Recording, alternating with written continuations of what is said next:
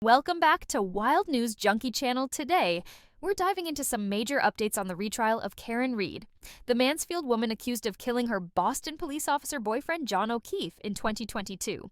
With jury selection now underway, some significant news could shape how the trial unfolds. Let's get into it. Jury selection for Karen Read's retrial officially began this week, and the process is already proving to be a challenging one. Tuesday, 92 potential jurors were called to Norfolk Superior Court, where they were asked about their familiarity with the case. The results are telling 40 jurors admitted they had already formed an opinion, 16 said they were biased, and 78 had heard or discussed the case.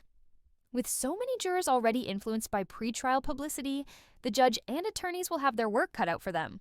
The process of selecting a fair and impartial jury could stretch over several weeks, much longer than the 5 days it took during the first trial. Now, let's talk about a key development from the courtroom.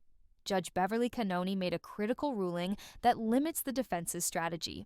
She has ruled that the defense cannot name specific individuals as suspects during their opening statements unless there's solid evidence to back up those claims.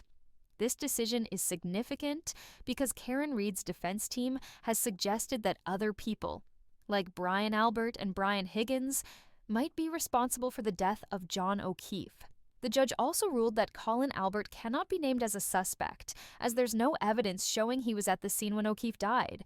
This means the defense will need to stick to the facts and avoid making speculative accusations during their opening remarks. In another surprising twist, a juror from Karen Read's first trial has now publicly joined the defense. The juror, who was part of the panel in the 2024 trial that ended in a hung jury, has stated that the case shook their faith in the criminal justice system. This former juror's public support for the defense adds a new layer to the case. Their statement suggests doubts about how the trial was handled, which could help the defense argue that Karen Read's case wasn't fairly managed in the first trial. This could potentially strengthen their position as they move forward with the retrial. For a quick refresher, Karen Read is accused of hitting her boyfriend John O'Keefe with her Lexus SUV on January 29, 2022, after a night of drinking and leaving him to die in the cold. The defense, however, maintains that O'Keefe was killed inside a house and then moved outside, a much different story than what the prosecution is presenting.